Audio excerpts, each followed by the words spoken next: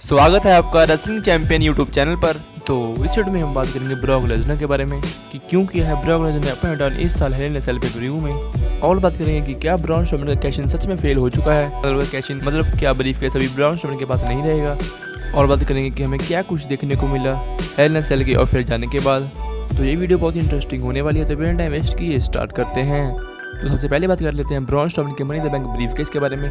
जैसे कि आपको पता है कि ब्रॉन स्ट्रोमैन ने ब्रीफ केस की पावर से ये मैच बनाया था, मतलब अपने ब्रीफ केस को कैश इन किया था और ये मैच ऑफिशियली बन गया था, मतलब Roman Reigns versus Braun Strowman for universal championship. तो हम इस मैच में ये मान रहे थे कि इस मैच में यार ब्रॉन स्ट्रोमैन की हार होगी या जीत होगी, लेकिन इस मैच में हमें काफी शॉकिंग चीजें देखने को मिलती हैं। और सबसे बड़ी शॉकिंग चीज तो ये है कि हमें ब्रॉक लेसनर का रिटर्न देखने को मिल जाता है इस मैच में, और वो इस मैच को पूरी तरह से बर्बाद कर देते हैं और इस मैच में कोई भी रिजल्ट नहीं निकलता। तो बड़ा सवाल ये उठता है कि ब्रॉन स्ट्रोमैन का कैश इन का क्या होगा, मतलब ब्रॉन स्ट्रोमैन के ब्रीफ केस का क्या होगा। लेकिन अगर हम रूमर्स की माने तो रूमर्स का ये मानना है कि ब्रॉन स्ट्रोमैन का ऑफिशियली कैश इन हो गया था, कि ब्रॉन स्ट्रोमैन का briefcase officially cash in हो गया था। जब रिंग बेल बजी थी तभी ही ब्रॉन स्ट्रोमैन का ऑफिशियली कैश इन देखने को मिल गया था। इन शॉर्ट में ब्रॉन स्ट्रोमैन का money in the bank brief case waste होता हुआ दिखाई दिया हेल इन अ सेल पे प्रीव्यू में, जैसे ही बैरन कॉर्बिन का हुआ था पिछले साल।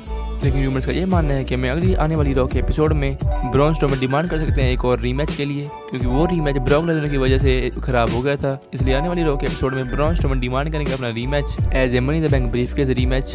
तो basically money in the bank brief case अभी बर्बाद हो ही गया है, क्योंकि वो सिर्फ एक बार यूज होता है और वो हेल इन अ सेल में यूज हो चुका है। तो बात करते हैं क्या हुआ जब हेल इन अ सेल गई ऑफ एयर। तो आपने यहाँ तक देखा होगा कि ब्रॉक लेसनर ने रिटर्न किया और अटैक किया ब्रॉन स्ट्रोमैन और रोमन रेंज को, और उसके बाद बंद, मतलब हमारे टीवी पर ये एपिसोड बंद।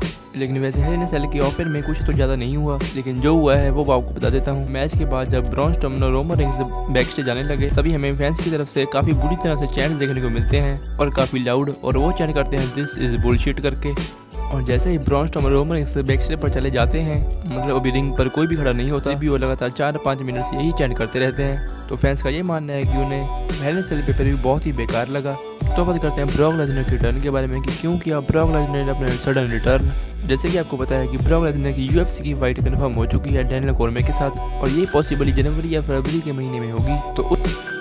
तो उस फाइट को ऑफिशियली बनाने के लिए ब्रॉक लेसनर को जाना था यूसाडा टेस्टिंग के लिए, और ब्रॉक लेसनर से यूसाडा टेस्टिंग क्लियर नहीं हो रहा। और ब्रॉक लेसनर ने अपना सेफ सेट जाने के लिए डब्ल्यूडब्ल्यूई में रिटर्न किया कि अगर यूसाडा में टेस्टिंग फेल हुआ तो ना मैं डब्ल्यूडब्ल्यूई में रहूँगा और ना मैं यूएफसी में रहूँगा। तो इसलिए ब्रॉक लेसनर ये कदम उठाया कि वो सेफ सेट चलेंगे, अगर वो टेस्ट फेल हुआ तो उनके पास ये ऑप्शन तो होगी कि वो डब्ल्यूडब्ल्यूई में आ सकते हैं। और जैसे कि हेल इन अ सेल में देखा कि उन्होंने पूरी तरह से बर्बाद कर दिया मेन इवेंट मैच। तो अभी रूमर्स का ये मानना है कि हमें ब्रॉक लेसनर अभी कम से कम 1-2 पेपर व्यूज़ में, मतलब जो आने वाले 1-2 पेपर व्यूज़ हैं आगे, उनमें ब्रॉक लेसनर का मैच जरूर देखने को मिलेगा, और ये होगा यूनिवर्सल चैंपियनशिप के लिए। तो मुझे कमेंट करके बताइए कि आपको ये वीडियो कैसी लगी, और बताइए कि आपको कैसा लगा है इन सेल पे रिव्यू। आप 10 स्टार में से रेटिंग करके बताइए।